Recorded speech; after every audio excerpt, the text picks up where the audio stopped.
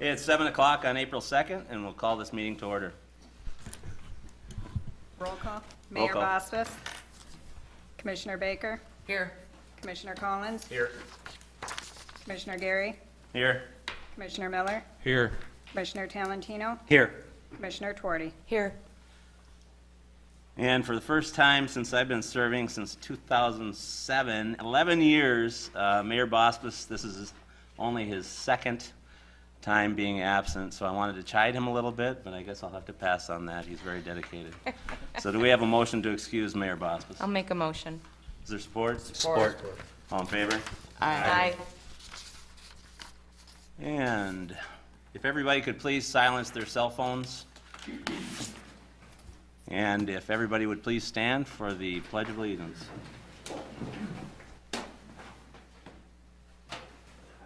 Pledge allegiance to the flag of the United States of America, and to the republic for which it stands, one nation, under God, indivisible, with liberty and justice for all.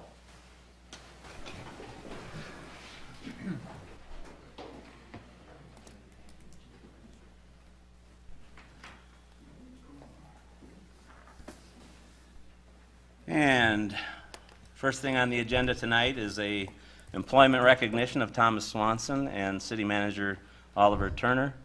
We'll call up the Chief of Police. Thank you, Commissioner Geary. At this time, would invite Chief Riley to join us at the podium.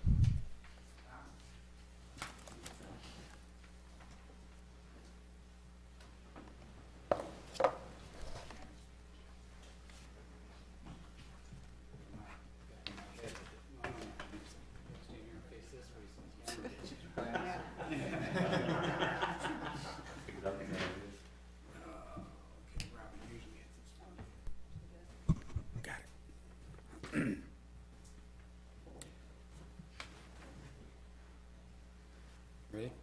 Tom Swanson began his career with the Sault Ste. Marie Police Department on August 15, 1995 as a patrol officer. Throughout the years with the department, as well as his time with the Coast Guard Reserves, Tom accumulated training in many areas. These include, and it's a long list, these include, but are not limited to, emergency vehicle driving instructor, FBI sniper school, pressure point control tactics instructor, DEA narcotics training. In October 2011, Officer Swanson was promoted to the rank of detective.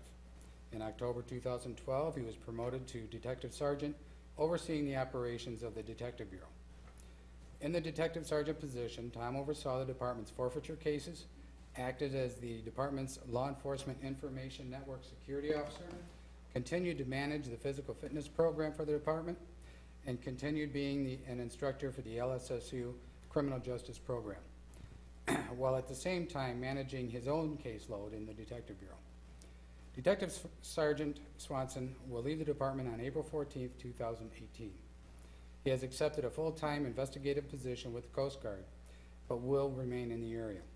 It's been a pleasure working with Tom, and the department wishes him best in his future positions. I always like to see guys retire. Congratulations.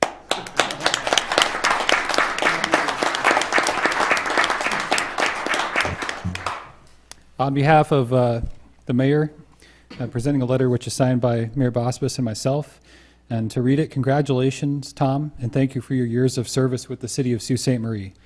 We realize that our employees are our greatest asset, and we are delighted to honor your dedicated service and commitment to the city of Sault Ste. Marie. It is our employees who uphold our mission, demonstrate our vision of working for a better future for our community, and make us the passionate organization we are today. The success of our organization is a direct result of your efforts and dedication. Your commitment to personal and professional integrity is the differentiating factor that sets us apart from other communities. As you reach this milestone in your career and set your sights on future goals, please take a moment to reflect upon your accomplishments and take pride in knowing that you are an important member of our team.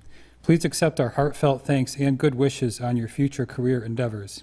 And I would say that it's a pleasure to present this to Detective Sergeant Swanson, somebody who I feel has the utmost integrity, and it's been a pleasure to work with. Thank you very much, Tom.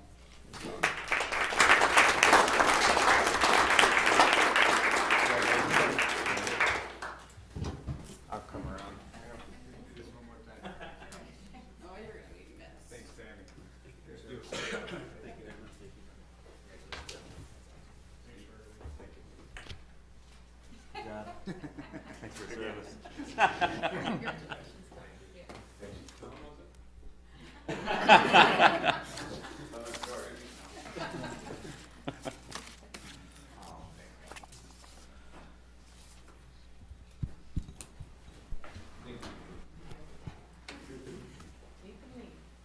You are required to stay for the rest of the meeting, family.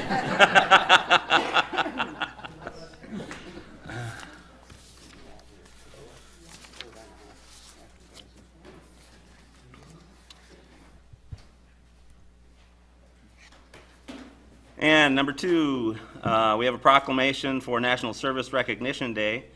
And receiving the proclamation is Brandy MacArthur, who is the RSVP Project Coordinator, and Rolaniza Aranda, who's the Community Engagement Director at United Way. So if you could meet me at the podium, please.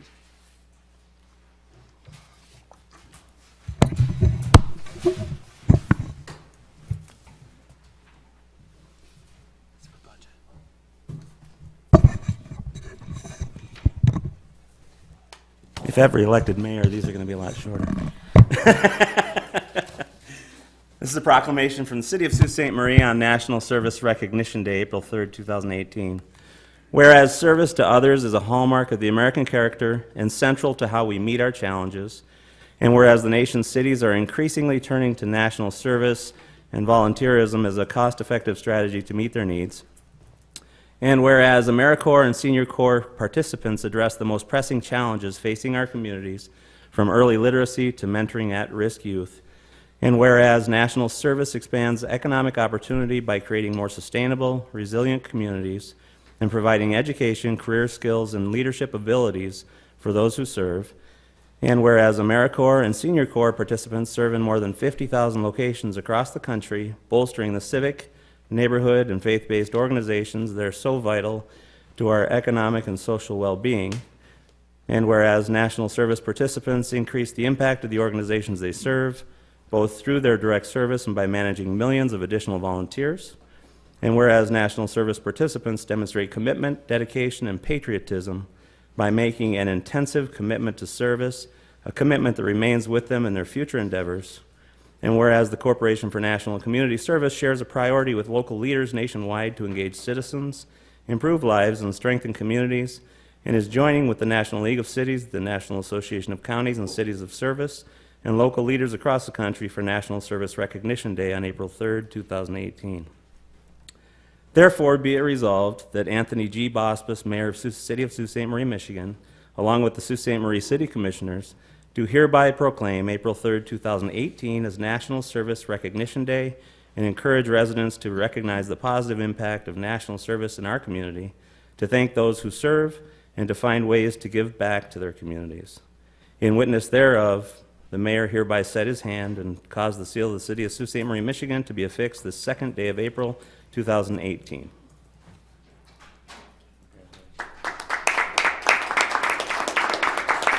And I know you'd like to say a few words tonight. You know me well. First of all, thank you very much to all of you and to Mayor Bospis, who is not here tonight, apparently. I just wanted to really quick give a brief explanation of what RSVP is. You will hear it in the community if you haven't already. United Way in September of last year brought on a new project called Retired and Senior Volunteer Program. And we are engaging 55 years and beyond to come out of hiding. We have a very large senior population, and we wanted to just get them more involved in the community. And a great way to do that was to bring them into our classrooms. So we have 6 preschool classrooms that we work with, 4 after-school programs in 2 counties, and a handful of volunteers that we are starting with. We are thankful for them all, and we hope to see that, that number grow. And if anybody is interested, because I wouldn't be doing my job if I didn't say it, just call our office and we will give you more information, and we're happy to help you volunteer if you're over 55, and if you're not, we have other spots for you as well. So thank you very much to all of you.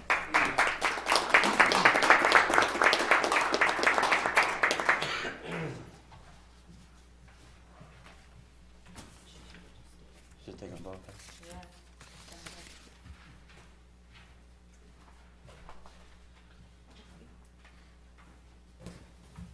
And also this evening, we have a proclamation for Sexual Assault Awareness Month, and Jessica Miles, the violence prevention educator at Diane Pepler Resource Center, is here.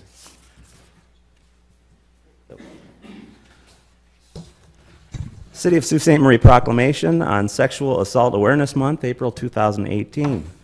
Whereas sexual assault affects women, children, and men of all racial, cultural, and economic backgrounds, excuse me, and whereas in addition to the immediate physical and emotional costs, sexual assault may also have associated consequences of post-traumatic stress disorder, substance abuse, depression, homelessness, eating disorders, and suicide. And whereas sexual assault can be devastating for not only the survivor, but also for the family and friends of the survivor. And whereas no one person, organization, agency, or community can eliminate sexual assault on their own, but we can work together to educate our entire population about what can be done to prevent sexual assault, support victims, survivors, and their significant others, and increase support for agencies providing services to victims and survivors. And whereas Sexual Assault Awareness Month provides an excellent opportunity for citizens to learn more about preventing sexual violence, now therefore be it known that Anthony G. Bospis, Mayor of the City of Sault Ste. Marie, Michigan, does hereby proclaim the month of April 2018 as Sexual Assault Awareness Month in the City of Sault Ste. Marie. In witness thereof, the Mayor set his hand and caused the seal of the City of Sault Ste. Marie, Michigan to be affixed this second day of April 2018.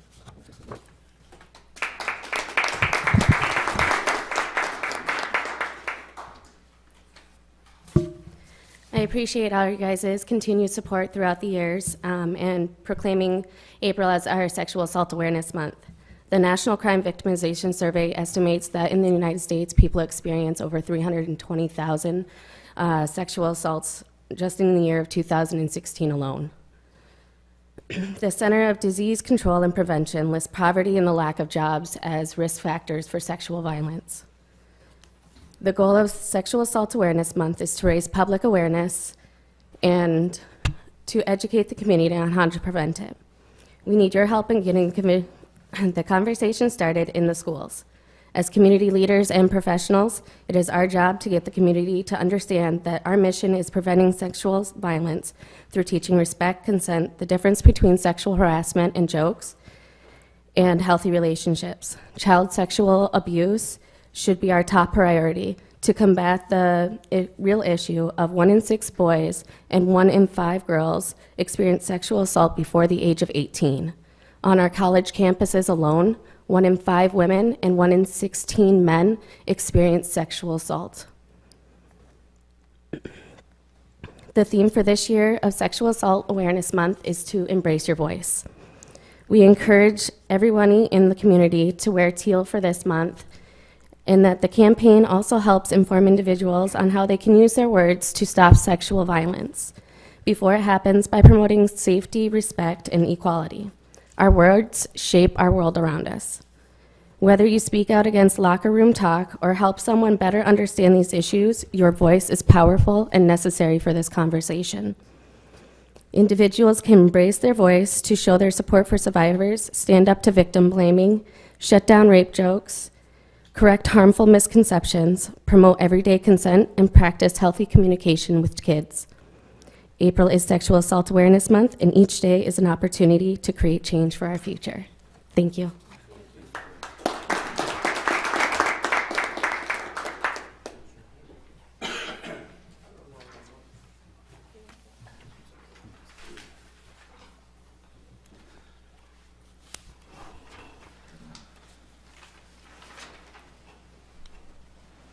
And next, number 4, public comment on scheduled agenda items.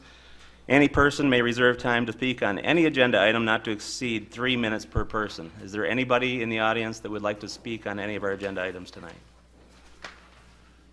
Stafi Kritzelis on 6B. 6B. Thank you. Anybody else?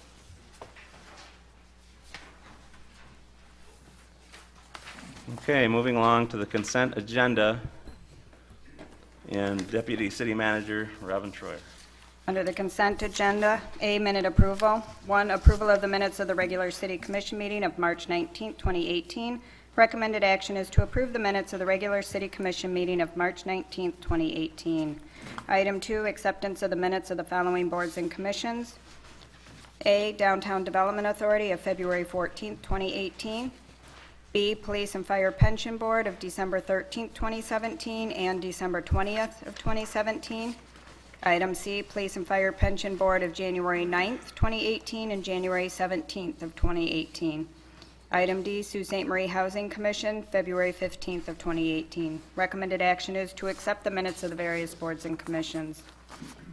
Item B, appointments and resignations. 1, resignation and appointment to the District Library Board.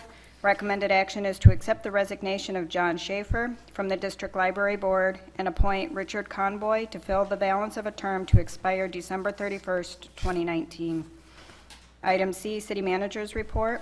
1, approval of a contract with Robert W. Baird and Company, Incorporated, to perform financial consulting services associated with the SAW grant. Recommended action is to approve the general consulting services agreement with Robert W. Baird and Company in an amount of $25,000 for financial services associated with the SAW grant. Item 2 under City Manager's Report is authorization to submit a 2019 Walmart Community Grant application. Recommended action is to authorize the submission of a 2019 Walmart Community Grant application in the amount of $5,000 as presented.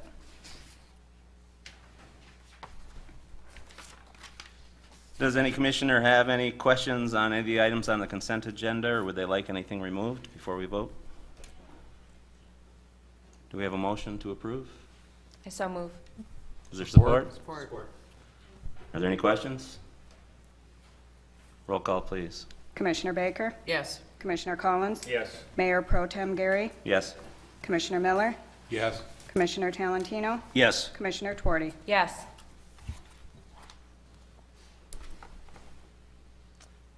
And moving on into communications.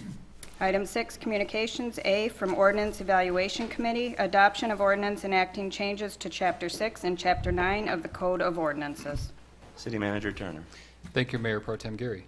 As commissioners are aware, the City Commission took action at its February 12th goal-setting session to support the reestablishment of the goal of creating a committee that includes members of the business community and community partners to reevaluate every city ordinance that is at least 50 years old. As noted previously, the goal of this committee is to review the codified ordinances of the city on a chapter-by-chapter basis in an effort to review existing ordinances, repeal unnecessary ordinances, and ensure that efficiencies are continuing to be maximized in municipal operations. As additionally indicated, in fulfilling this mission, the committee has reviewed all ordinances, including those that have been enacted for less than 50 years, through certain chapters. As a result of the work of the committee, a comprehensive review of Chapters 6, 9, and 14 pertaining to amusements, businesses and business regulation, as well as licenses and permits of the codified ordinances has been completed. As commissioners are also aware, during its January 2nd meeting, the commission invited public feedback on possible changes for a 30-day period of time, after which there were no public comments received. As a recap, the changes that are proposed include the elimination of unnecessary provisions pertaining to the prohibition of the use of drawn shades, prohibitions on certain operating hours for bowling alleys, billiard rooms, and carnivals and circuses, as well as regulations pertaining to fire sales and bankruptcy sales, as well as the loitering of minors, regulations applying to used autos and parts, regulations applying to auctioneers, and the filming of movies, televisions, and commercials, as well as provisions which are proposed for elimination as they are sufficiently covered under state law, which include gambling restrictions and massage parlor regulations. As noted previously, there are no public comments received in response to the publication of these proposed changes. The city attorney has drafted the included ordinances which would codify the proposed changes, and a first reading of the included ordinances was held during the March 5th regular meeting of the City Commission. They are now ready to be adopted if so desired by the City Commission. Accordingly, it would be my recommendation that the City Commission first adopt the presented ordinance enacting proposed changes to Chapter 6 of the City Code of Ordinances, and secondarily adopt the presented ordinance enacting proposed changes to Chapter 9 of the Code of Ordinances. Thank you. And City Attorney Canelo has confirmed that that will be two separate motions. Any discussions from the table?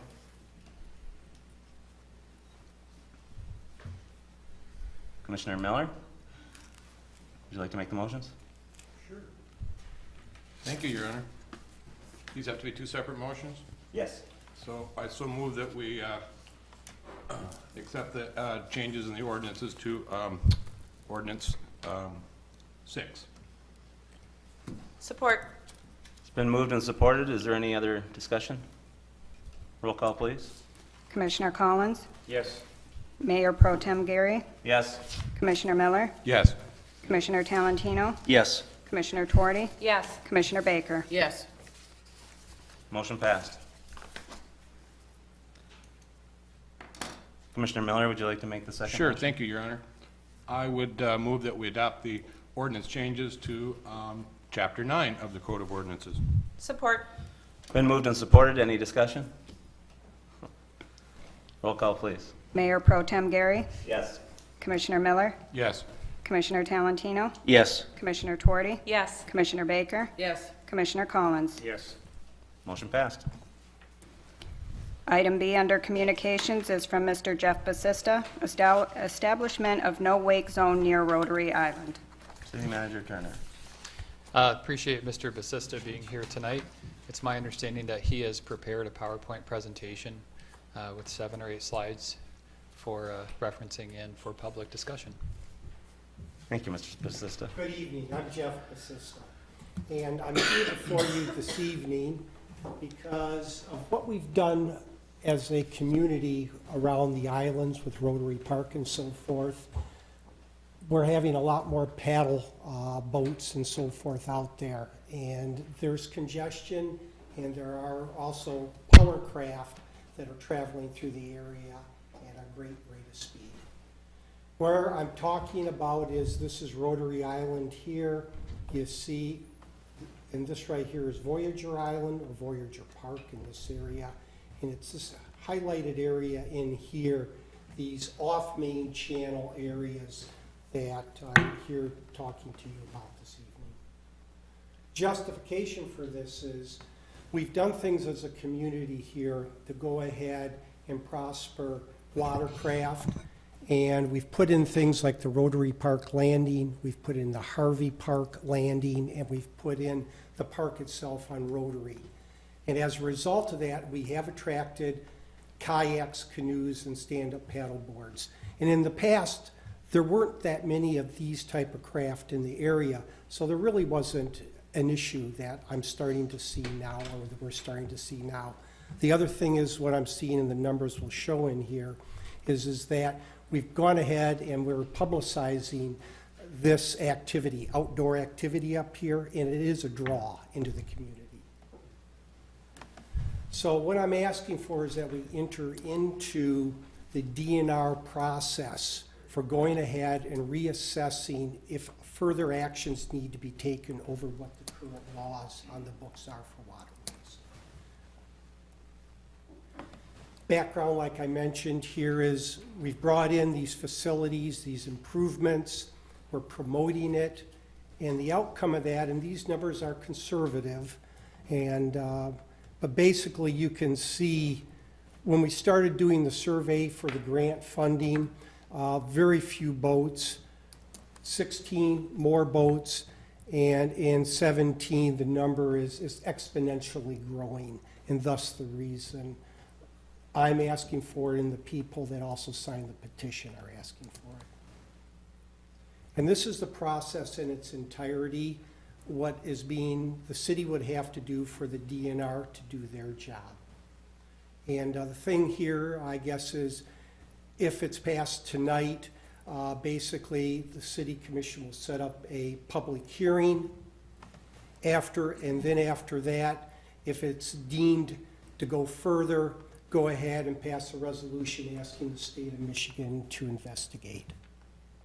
And then the DNR will go ahead, they'll conduct their investigation, also have a public hearing in this area, develop the rules, present those back to yourselves, and you can choose to accept it in its entirety or reject it. And if you do accept it, that will become the new law. Thank you. Any questions? Yes, sir. Commissioner Collins? how many incidents have there been in the area between paddle boats and power boats? None yet. But I live right across from Rotary Park, and I do see there's boats that do go through there at a fairly high rate of speed. And what current Michigan law is, reading through it, is you can travel upwards of 55 miles per hour. Interesting. I put my boat in at the marina there. You're still responsible for your wake and all your actions, but the thing is the way it is right now, and you can travel upwards of that speed. Is it reckless? Yes, in my opinion, but. Yeah, I don't think anybody's gonna be traveling at that speed with a bigger boat. But I have, living there, I'm not gonna argue with you, but I have seen things living right there on the water. So, what I see a lot of times is the bigger boats, you know, travel, they're basically just using it as a point to get out.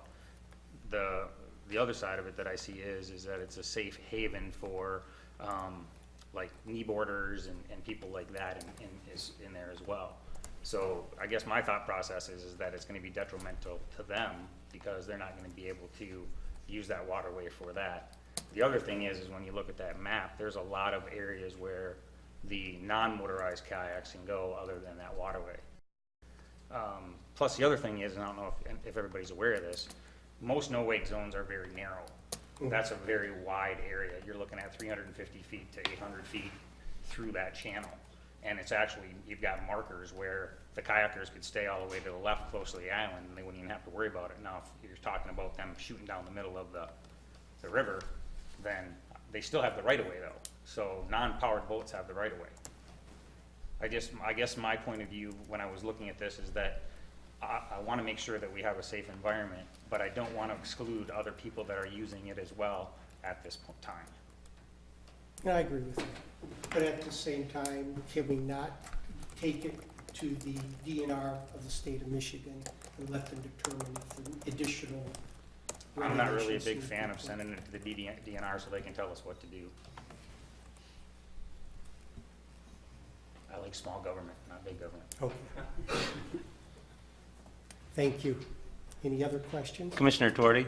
Well, it's more, it's conversation. It's not so much for you, Jeff. Thank you for your presentation. And I think it's really difficult for somebody like me to even make a comment on this because I don't have a kayak. I don't have a paddleboard. I don't go out there. I want to. It's on my wish list of things to do every single summer. So I think it's really difficult for me to make a determination when I'm not a regular user of that, like I know that Commissioner Collins is. And then I know that we have one person who would like to speak on it. And I think what I would really like to see is if the rest of the commission would be willing to send it back to administration, maybe to do some research, maybe to get some of the other interested parties in here, because I am concerned about the CVB and Linda Hoth, who is the one who brings in like the Cabela's fishing tournaments. Would it impact that in any sort of way if we created the whole entire area to be a no-wake zone, or do you just work on parts of it to be a no-wake zone, or do you work on the regular waterways like they are doing all the way along Lake Superior shoreline where they create like a, almost like a street for the kayaks to travel along the side of the land? So I guess it's just a thought. I would, you know, see if we could make a motion. Of course, I know that Stothy wants to speak, but I would be more than willing to make a motion to send it back to administration to just have some research done. I think at this time, thank you, Mr. Basista, for your well-organized presentation. Stothy Kritzelis, would you like to come up? And Mr. Kritzelis gave us a letter, I think, prior to the meeting, so I'm assuming you'll reiterate some of those points. Thank you. My name is Stothy Kritzelis, and I'm a resident of Riverside Drive in the proposed zone area. I'm not in favor of the proposed zone for the following reasons. One, this zone would directly affect all motorized vessels using the Harvey Marina launch with unnecessary delays. Placed in the center of the proposed zone, this launch is one of only 2 public launches available to access the upper portion of the lower St. Mary's River. The next launch downstream would be near Barble, 14 miles away. This makes the launch a popular site with with users of the river. A no-wake zone means exactly that, no wake. Motorized vessels are to proceed at idle speed. This means approximately 2 to 3 miles per hour, depending on the vessel. The zone has a natural current of about a mile, mile and a half miles per hour, which means that any vessel with the intention of traveling upstream from the launch would add an additional travel time of 35 to 50 minutes approximately to exit the zone. If the vessel decided to travel downstream to go around the zone upstream, this vessel would have an additional no-wake zone to endure and have to proceed to the junction buoy a mile downstream from the launch, only then to navigate upstream another 2 miles, adding 3 more miles to their journey, delaying travel even more. 2, the proposed zone is large and aligned with prevailing winds. This gives the area its own waves. On any given day, waves are a common occurrence in the proposed zone. Waves oftentimes larger than most boats would create at any speed. Waves that are large enough to damage my dock 300 feet downstream from the Harvey Marina near the center of the proposed zone. Last year, on the day the storm damaged my dock, it would have been dangerous for anyone in a kayak, canoe, paddleboard, or small boat to be in the proposed zone. What purpose would it serve to enact a no-wake zone in an area which has naturally occurring waves? 3, I find that the proposed zone is extremely large for a no-wake zone and inconsistent with other no-wake zones in the area. In the entire eastern UP, there are 5 no-wake zones: the Monascon River, the Whiskey River, the Pine River, the Two-Hearted River, and Andrus Lake. At 100 feet in width or less, you could place all these zones side by side inside the area that's being proposed here. This zone, if enacted, would be by far the largest no-wake zone in the eastern UP. I'd have to admit that I find it annoying to have water skiers and tubers race back and forth in front of my house all afternoon. But where are they supposed to go? This area provides them a safe, out-of-the-way place away from locks, the channel, and the Little Rapids Cut. By enacting this zone, it would make them illegal for them to use when they have every right to do so. The only seaplane reporting dock is in the proposed areas. Planes take off, land, and taxi on a regular basis, creating waves. I feel that the entire area is far too diverse to impose restrictions that would limit its use, and that diversity is its strength rather than its weakness. There are plenty of rules and regulations already in place to ensure safety. Non-motorized vessels have the right-of-way over motorized vessels on all waters, and every motorized vessel is responsible for its wake and liable for any damage it may cause. Every motorized vessel has numbers on its side, and everybody seems to have a phone. If you see something you don't like, you call. There's plenty of law enforcement on the water to respond. Thank you, Mr. Kritzelis. Does anybody have any questions for Nothing? Thank you. Any other commissioners? Commissioner Collins? Yeah, I just want to say it's ironic. I always thought that area was a no-wake zone, even when I launched my boat there before, because you'd shoot down the river and there'd be no wake signs going along. So I've always actually acted as if it was a no-wake zone. Just wanted to throw that out there.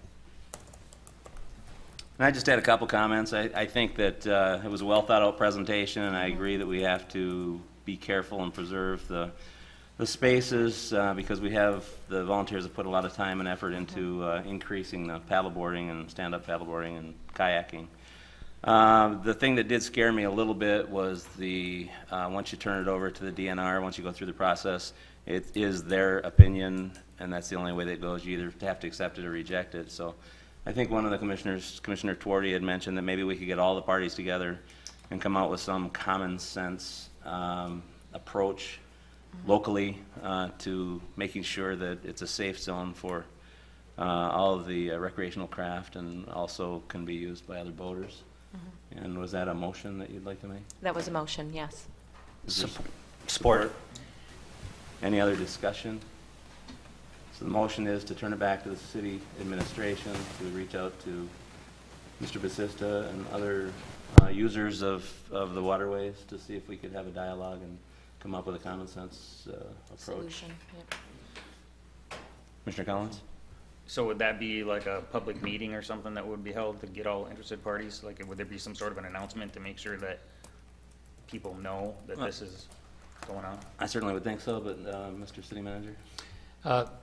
That's a great question, and if it pleases the commission, certainly administration would be able, much as was the case with the revision to Chapter 6 and 9 and 14 of the Code of Ordinances, to post perhaps a 15 to 30-day public comment period for people to submit their comments if they're unable to attend an in-person meeting, or also receive interest in anybody who wants to attend a stakeholders meeting to have further dialogue about options and opportunities that may exist. So certainly there may be a bit of legwork in preparing for that meeting and receiving comments from those who could not attend, but that would be one possible format if a formal public hearing is not scheduled.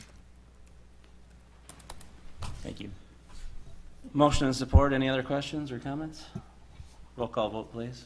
Commissioner Miller, Yes. Commissioner Talentino, Yes. Commissioner Tuorty, Yes. Commissioner Baker, Yes. Commissioner Collins, Yes. Mayor Pro Tem Gary. Yes. Item C under communications is from Mr. Craig Patterson with the WODA Group Incorporated. Update on proposed Osborne Commons development. Good evening.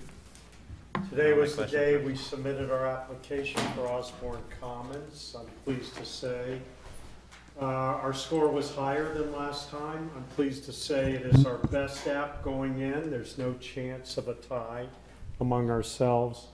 A couple things I wanted to do tonight was update you on some additions to the application that we've never talked about before. I thought what I would do is, first of all, remind everybody what we had, what recently was reapproved by the Planning Commission, and that's the site plan. The ZBA extended our zoning as before, 65 units, 2 market rate units, and the rest of them are LIHTC units. As you may remember, we had 10 one-bedrooms, 43 two-bedrooms, 12 3-bedrooms. Our total investment is up a little bit to $13.66 million. That amount, $9.2 million, is hard construction. We think there will be roughly 97 construction jobs created as a result. We also believe that there will be 2 full-time equivalents. I'm not asking for a vote on anything tonight. I just wanted to update you. I wanted to remind those of you who haven't seen the elevations. These are the elevations that we submitted. Some of you have seen these before. 4 stories, commercial, roughly 1,920 square feet on the corner of Maloney and Osborne Boulevard. What's new is besides the 2 market rate units, we have added 12 units that have higher income caps than before. What that means is these 12 units, instead of being capped at roughly $33,000 income cap, are now up to $44,000, which broadens the number of potential tenants that can go into this new energy efficient development. I think that's good news. It's great news, especially for the merchants downtown and others in the city who were concerned that if we were capped at 60% AMI, only a certain amount of workers or seniors or singles could go into the property. This addition, the reason we didn't bring it up before is because Congress just passed this additional amount of AMI, area median income that could go in, and Trump approved it back, I think it was the Thursday before last. We hurried to get this before MISTA. We got them to buy off that on Osborne Commons. It made sense. And so we submitted our application this way. The other thing we did was, I mentioned before when we met that we thought it was important to have weekend bus service We are working with 2 nonprofits locally to actually provide service on the weekend that would not only support Osborne Commons, but would also be available to pick up others along the route, and that's something we're still working on. Lastly, you'll see a project amenity that was a suggestion by the Planning Commission that we put on our property, a fix-it station for bicycles. So we are going to invest in that, and I thought I'd just bring you up to date. We're hoping for the best. We probably won't know anything for a couple months, and I'll be back in a couple weeks and we can talk about the pilot. Any questions? Thank you, Mr. Patterson. Commissioner Collins. Can you go back to that AMI slide? Sure.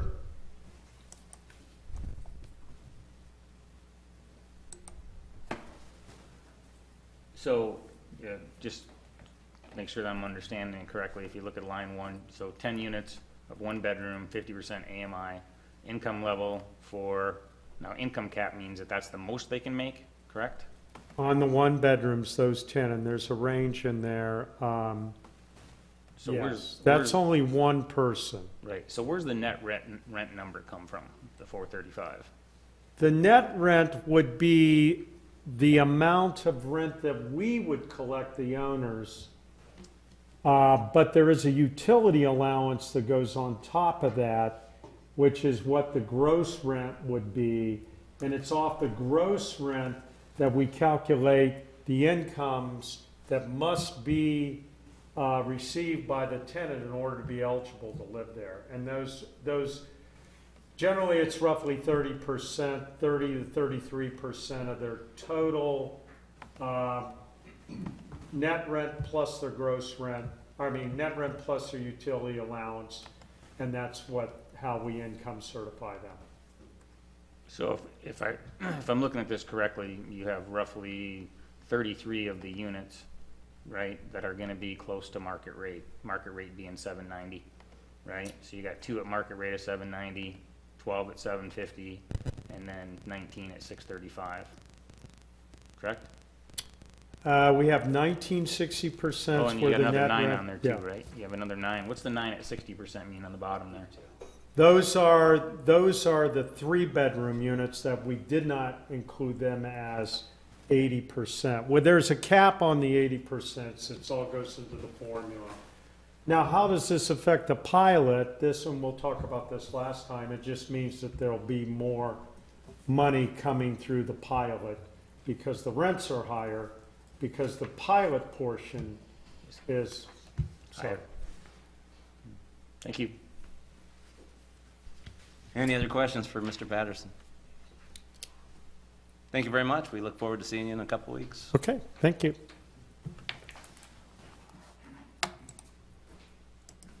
Moving on to the city manager's report. Thank you, Mayor Pro Tem Gary. Item A under the city manager's report would provide authorization for the approval of a change order and budget revision for the fire station boiler project. On this matter, I've requested that Fire Chief Labonte present to the City Commission and community.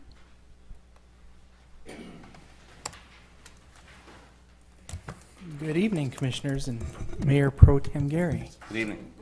It doesn't roll off the tongue very easy. Is it on there?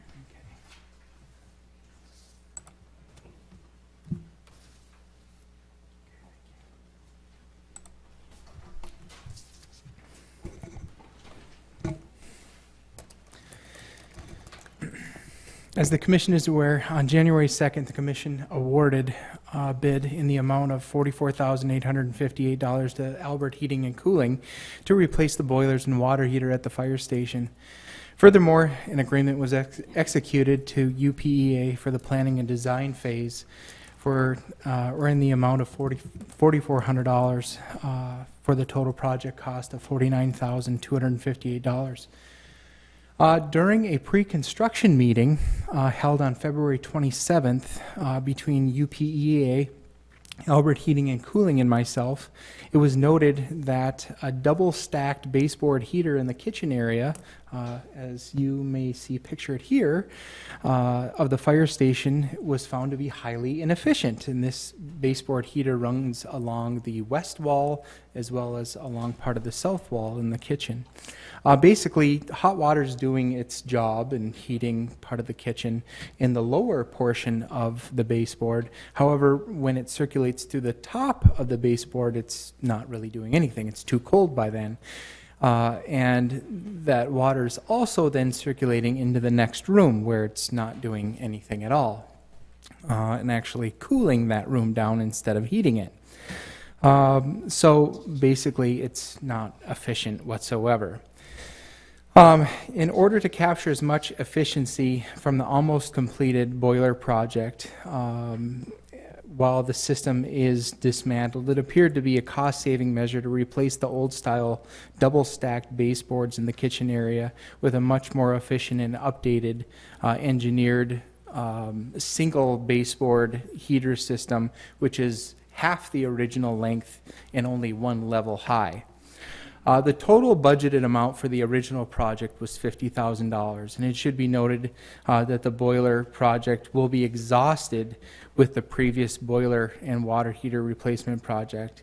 And a budget revision in the amount of $3,100 is required to purchase and install the system outlined that I just talked about.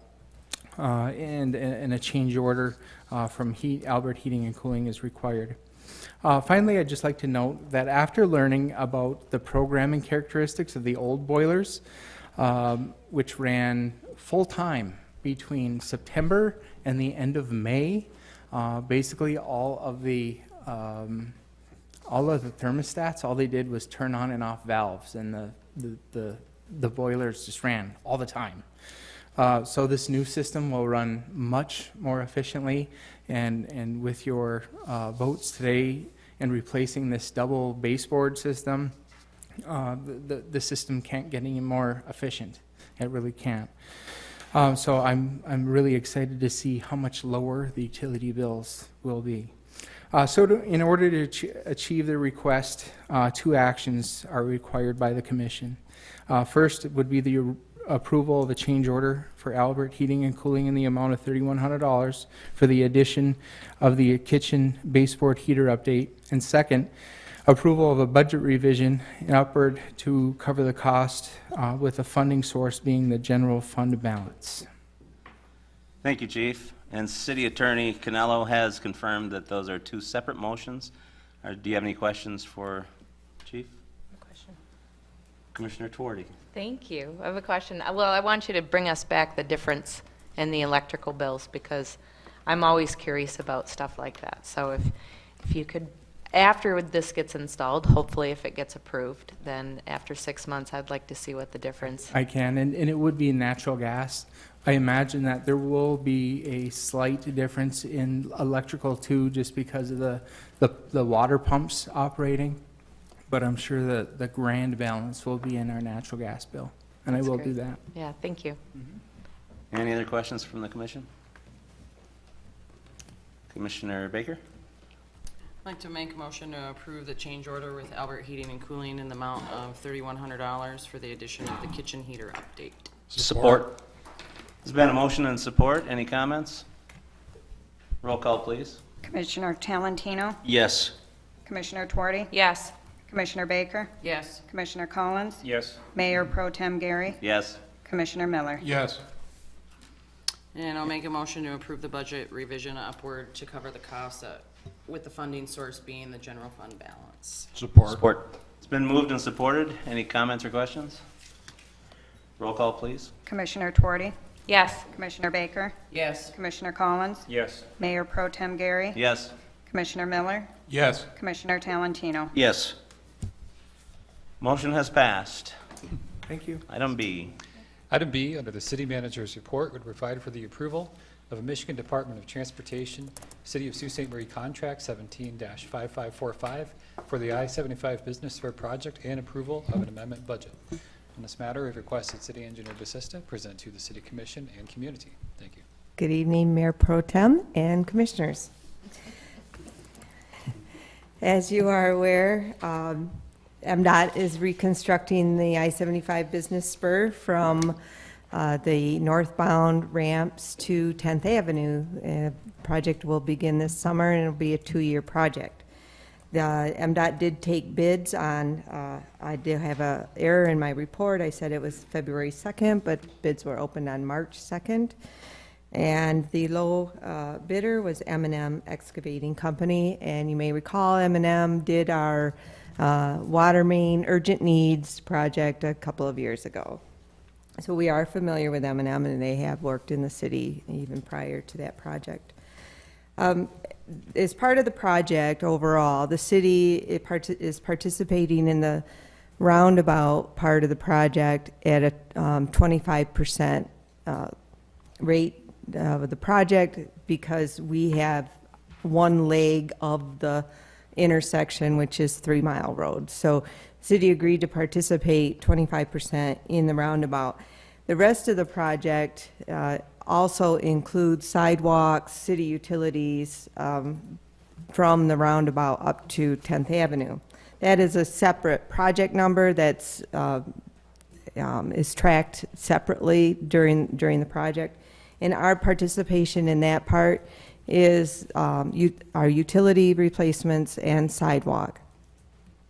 So as part of, as being a participant in the project with MDOT, there's a standard MDOT agreement. This is a very common contract that we've executed several of in the past. One in this arrangement was for when we did Ashman Street between Easterday Avenue and the Power Canal. That was an MDOT project, MDOT run project, and then we had participation in it. So we executed a similar contract to this. And we also execute these types of contracts for projects where it's our project, but it's being funded through state or federal funds. And so it's being let through MDOT, and then we execute a contract with MDOT, and MDOT executes a contract with the contractor. So this is a very typical contract that we execute. However, normally we have all the funds in place and are prepared to execute the contract in the amount that's stated in the contract. However, after we received bids, and we had put all the utility crossings in the design of our portion of the project as regarding the utilities, the cost exceeds what we budgeted for the project. So we have a total budget, I'm proposing a total budget of $1,195,000. That's all city budget, all city items, sidewalk, utilities, and our 25% share of the roundabout. We did receive a federal safety grant for the roundabout portion. With the cost of the roundabout far exceeded MDOT's estimate on the roundabout. So when we originally approved the budget just a year ago, the federal safety grant was proposed at $295,000 because our share of the roundabout was going to be $400,000. Now our share of the roundabout is $716,000. So the MDOT has increased our federal grant to its maximum amount of $600,000. So what we're doing here tonight, as far as the budget amendment, is simply amending the budget to account for the higher federal safety grant and our higher portion of the roundabout. And we're keeping intact the $500,000 that we've been putting $100,000 aside for the last 5 years, plus the $95,000 we added last year, for a total of $595,000 in city funds. The remainder, the $600,000, is the federal safety grant. So a budget amendment is being proposed to cover our share of the project as far as the roundabout and sidewalks and some of the utilities. However, our share of the utilities based on the bids exceed our $595,000 that we have budgeted of city funds. And so I'm proposing that we cut out some of the utilities that aren't detrimental to this project, And I would just say that we're not really getting a good benefit of doing the utilities during this project, because all we're doing is crossing the road, and MDOT is proposing to do the construction in what's called half-width construction. That's so that 2 lanes of traffic can remain under construction or under traffic at all times while they're constructing the other side of the road. Well, utilities, when they cross the road during construction, we have to do it all at once. And so we have to interrupt traffic with the utility crossings. And so MDOT has asked us to do this work at night, have this work done at night. It includes jack and bore, which is much more expensive than doing it at night, doing it under full closure. So we had to put in a lot of detour signage, traffic control, night lighting to account for all the night work. And then some of our work, a lot of our work, is actually outside of MDOT's zone of construction influence. So we're going out beyond the curb and gutter and sidewalk to do our tie-ins for our utility tie-ins. And so we are having to pay for all of that as well. So our utility costs, even though, as you may recall, I said at this time, now is the time to do the sidewalk, because we are taking full advantage of MDOT's construction by just putting in the concrete sidewalk while they're constructing it. So our cost for the sidewalk itself is very minimal, because they're covering all the other incidental construction costs. But when it comes to the utilities, we're not really receiving the benefit of MDOT being already out there constructing. So that's why I'm saying, even though we included all those utilities in the design, when we look at it and see that we're not really achieving a large cost benefit by having those in the project now, I'm proposing, in order to not increase our budget of $595,000 that we've already put towards the project, that we remove the utilities, as they're not a detriment. We can do them in the future at some point and not have a significant impact or not change the overall cost. As we need to, as we go, we can do these utility replacements. So I'm asking that, one, you have two actions. One is to approve the contract with MDOT, and at which time, after we execute the contract with MDOT will execute a contract with the contractor, and then once the contractor has a contract, we will prepare information for MDOT to prepare a change order to remove some of the utilities from the project. And MDOT is aware of that. I've had that discussion with them. And then the second item is just to do a budget amendment so we capture the full cost of the project with no additional funds being contributed, no additional city funds. Thank you, City Engineer Basista. I think before we go to questions or comments, City Manager Turner had a few comments to follow up. Yeah, just a couple of very brief comments. I wanted to thank the city engineer for her diligence on this project. A project of this magnitude is complex, particularly with our desire to make sure that traffic stays open over the course of 2018 for the 350th recognition of the French settlement of Sault Ste. Marie. And just worth noting that because of the engineer's knowledge, the safety grant of $295,000 was able to be moved up to $600,000, which covers over 50%, just over 50% of the city portion of the project, just under $1.2 million. Thank you. Now we'll open it up to questions from the commission. Commissioner Collins.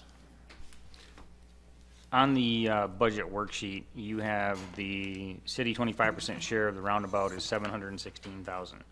So is that our portion of the roundabout? So the total roundabout is $2.4 million? That's correct.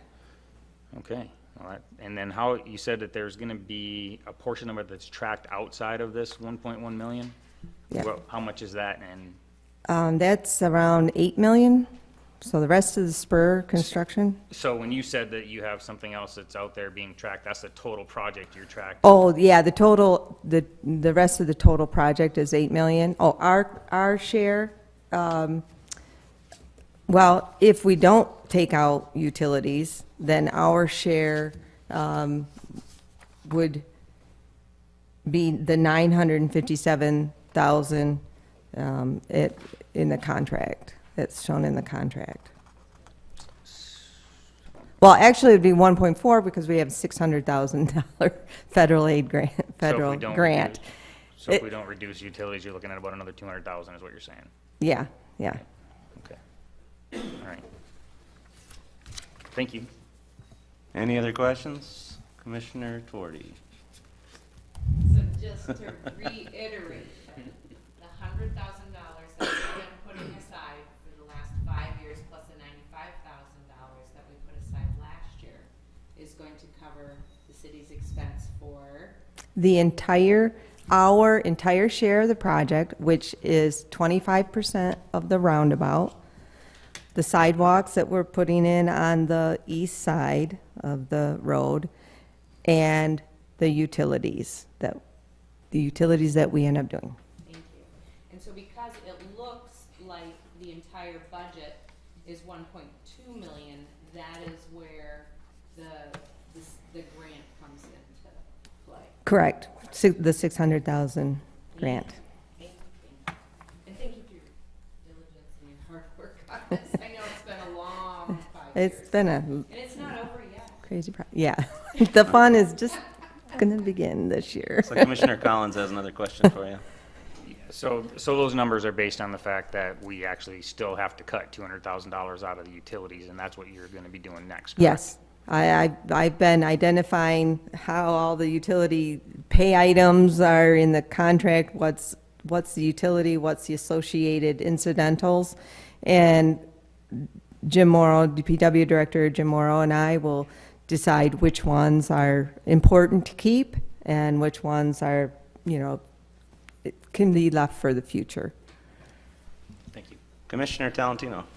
I think it's a great idea if you feel that, this is the best way to do it, instead of getting into the other utility stuff. I think it's important that we do the best we can to keep those businesses up and running on the business spur, because we all know that this is going to be a long project. That being said, I'd like to make a motion that we make a motion that the city manager execute the MDOT city contract number 17-5545, and also that we approve the amended budget of $890,000 to $1,195,000. Now, the city attorney has recommended that that's two separate motions, so would you like to make the first one first? Absolutely. I'd like to make the first motion that we allow the city manager to execute the MDOT city contract of 175545. Support. It's been moved and supported. Any discussion or questions? Roll call, please. Commissioner Baker? Yes. Commissioner Collins? Yes. Mayor Pro Tem Gary? Yes. Commissioner Miller? Yes. Commissioner Talentino? Yes. Commissioner Twardy? Yes. And Commissioner Talentino. Further, we should approve the amended budget of $890,000 to $1,195,000. Support. It's been moved and supported. Any questions or comments? Roll call, please. Commissioner Collins? Yes. Mayor Pro Tem Gary? Yes. Commissioner Miller? Yes. Commissioner Talentino? Yes. Commissioner Twardy? Yes. Commissioner Baker? Yes. Motion is passed. Item C. Item C, under the city manager's report, would establish parameters for the pending creation of a Blue Ribbon Finance Committee. As commissioners are aware, the City Commission took action at its February 12th goal-setting session to create a goal to establish a Blue Ribbon Finance Committee to explore municipal revenue alternatives. In order to ensure that such a committee is created and functions within the expectations of the City Commission, City Administration is requesting that 1 or 2 City Commissioners be appointed to work directly with City Administration in order to identify the tasks which will be completed by the committee, identify the time frame within which such tasks are to be completed, to identify the means through which the members of the committee would be selected and appointed, and to identify the means through which the entire community could be effectively engaged in the process. Upon the completion of the identification of those aims and any other related tasks identified by the City Commission, a framework for the creation of the committee would be returned to the City Commission for approval. Accordingly, I would respectfully request that the City Commission appoint 1 or 2 city commissioners to meet with city administration to establish a structure, tasks, timelines, and public engagement plan for the Blue Ribbon Finance Committee. Thank you, Mayor Pro Tem and Commissioners. Thank you, Mr. City Manager. We had a discussion with the mayor, and the mayor had proposed that myself and Commissioner Collins be asked to represent the committee if it was the will of the commission. This had been a goal of mine for 2 audit cycles, and I think Commissioner Collins had expressed some interest in being involved in the financial aspect of the city, but certainly would open it up to discussion of the commission.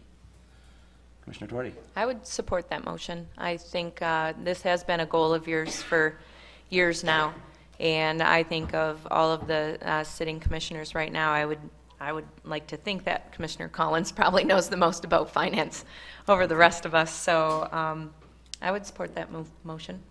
Is there support? Support. It's been moved and supported. Any other discussion? Roll call, please. Mayor Pro Tem Gary. Yes. Commissioner Miller. Yes. Commissioner Talentino. Yes. Commissioner Twardy. Yes. Commissioner Baker. Yes. Commissioner Collins. Yes. And that concludes the City Manager's report. Thank you, Mayor Pro Tem and Commissioners. Thank you.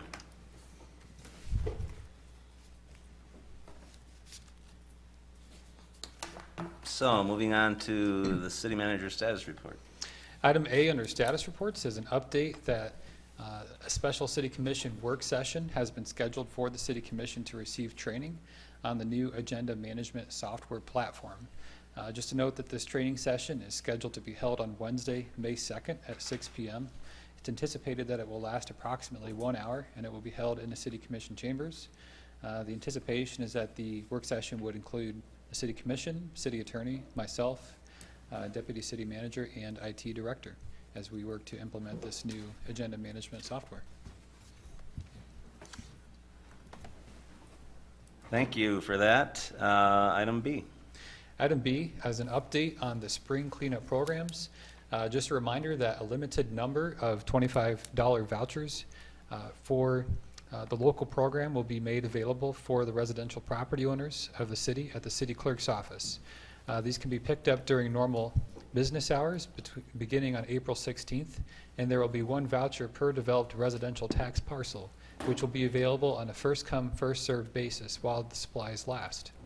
The vouchers can be used to cover up to $25 of disposal cost for a single trip to the station within Sault Ste. Marie, located at 711 West Spruce Street, between April 16th and June 30th. The vouchers must be used for refuse originating from the address listed on the voucher. Just to note that any cost in excess of $25 would be the responsibility of the homeowner, and it is for use for 1 trip. Thank you. Thank you, City Manager Turner. Does anybody have any questions or comments on that item? Moving right along. Item And C. final status report regarding the budget submission, review, and approval process. As commissioners are aware, administration has been working diligently to prepare the budget for the upcoming 2 fiscal years. As a reminder, and for the community's knowledge, on Monday, April 16th, the annual budget will be submitted to the City Commission by administration, and budget work sessions have been scheduled for Tuesday, April 17th, as well as Wednesday, April 18th, and Thursday, April 19th, with the 2 last meetings being held if needed. All of those meetings will be held at 4:15 p.m. in the City Commission chambers.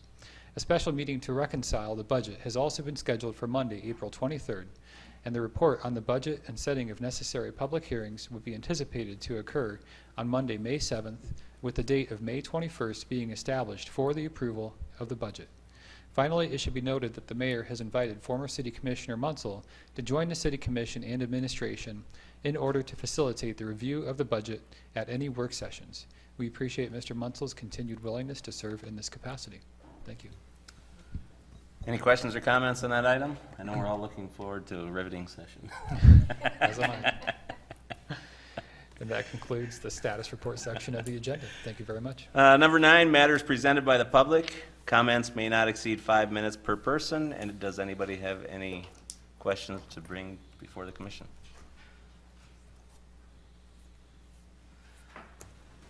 Hearing none, matters presented by the City Commission. Commissioner Tuarte. Thank you. Well, I'll speak because neither you nor the mayor were there last Saturday. And so I was representing both of you when the City Commission was invited to go on board the Coast Guard Cutter Mackinac last Saturday morning. And who were able to attend was Commissioner Talentino, Commissioner Miller, and myself. And then I dragged my parents along, and it was a great time. We got to go up into the pilot house. We broke the ice into the west end of the lock, incoming, going downbound. And so it took 3 trips back and forth, back and forth. Senator Schmidt was there, and also Communications Director James Hogue, who represents our federal person, Jack Bergman, Congressman Jack Bergman, and then another friend of mine. So it was a great time. Thank you to the Coast Guard. We got to ask a lot of questions. We were able to go into pretty much any area that we wanted to and get a really good view of the new Mackinac. And then we were also able to greet the first ship, which was the American Century this year. After 40 years on the Great Lakes, it was the captain's very first time of ever being the first ship, and so he had no idea that it was like a big deal in town.